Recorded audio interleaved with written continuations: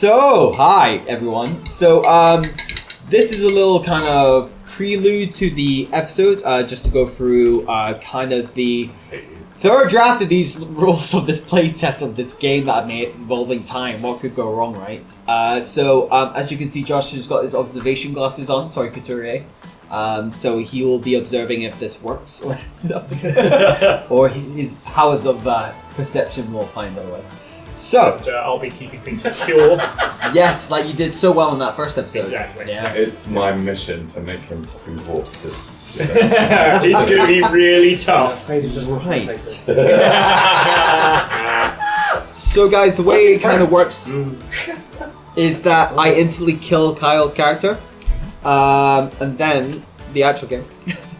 So with I wouldn't mind not doing it. I'm tired. It's hot. I love you. I love you. I Sit love in the you. corner. Bye, everyone. Bath. I'm in the corner. See, look, right in this corner. See.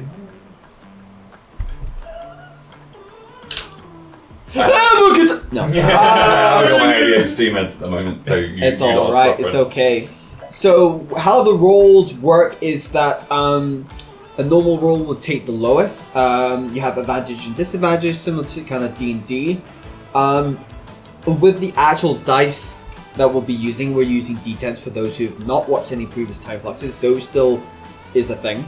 But now I'm doing a dice pool system. So what is a dice pool system? So you have a set amount of dice to, we've got 3 stats. We've got physical, mental, and humanity. So, and we've got a special number, which is a Time Flux number, which allows our heroes to activate some sort of time power depending on how many of these dice. Alright. So we've got degrees of success and failure now. This is kind of a new thing that I've done. So a 1 is, like most games, is a critical fail. 10 is critical success, and then you've got various degrees of success, which you'll see in the game. With the Time Flux numbers, if you roll in that, the way one Time Flux works is you're allowed to re-roll a dice, and you can use it to get better results. You also activate one of the powers in the power list the guys have here. You'll see this pop up, or you can see them in previous shows, and I love every time I get this pantomime thing over here. Yeah, so and 2, you get re-roll 2 dice if successful, and so on. And then the third one, which we saw in the last episode, the Couturier activated the power, and it's an auto success for the check. So examples of physical is things like perception, strength, and dexterity. Think of like really biological things. Mental is like your actual intelligence, your insight, investigation, things like that. And humanity is like deception, persuade, and all these other kind of things. Or charisma, where you can try and talk yourself out of situations. So I won't go through the time powers. We'll get to combat and everything, but that is the basics. Really simplified it from last time, so hopefully that is enough to follow along with the episode. So we'll cut it there, and we'll see you in episode 3. I'm going to touch this on the end. So we've not even started the game. We did a little initial thing, and Josh already did it. And we've not even started. This is a record, but this is good.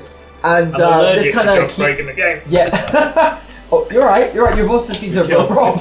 We broke the Rob. Killed Rob. That'll eat you, pig. I ate a Percy pig and it got stuck. Oh, It was my fault. your esophagus hasn't been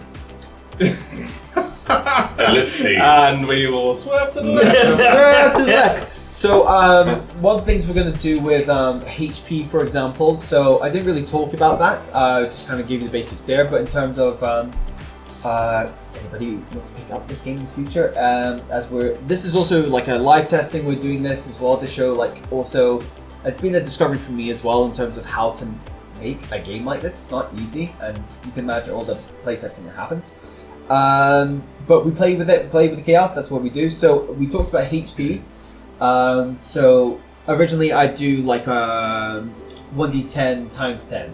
But obviously, Josh was like, "What if we roll a 1?" Yeah, because you could have someone with an HP of 10 and somebody add Yeah. with an HP of 100. So then there's maybe a conversation about depending on what your physical is, Yeah. and you take the highest. I would say give a base number, so Yeah. everybody has at least 30 HP, and then maybe you roll the amount of die in your physical stat to add on to that. Yeah, let's give that a try. So base 30, so for me I would add 1 die, Yeah, and you in this case 5. and you're so I the have same as well. 35. So add that one to that your existing HP. Carl. Me. So that's, yeah. You roll it and then add it to your existing HP. Just add that. So we'll do that. Base So it'd be 30, Base Oh, and so 30. then 34. roll depending on physical. Yeah. Take the highest. I would just, Take the lowest. no, add them. Because if you are physical, like if your main trait is physicality, so like Yeah. if you compare it to say a barbarian or something like Yeah, that. we'll see. D&D. We'll see. If it's too much, then we can always. roll Yeah, back. we can adjust. Yeah. But it's just keeping it within a band. Yeah.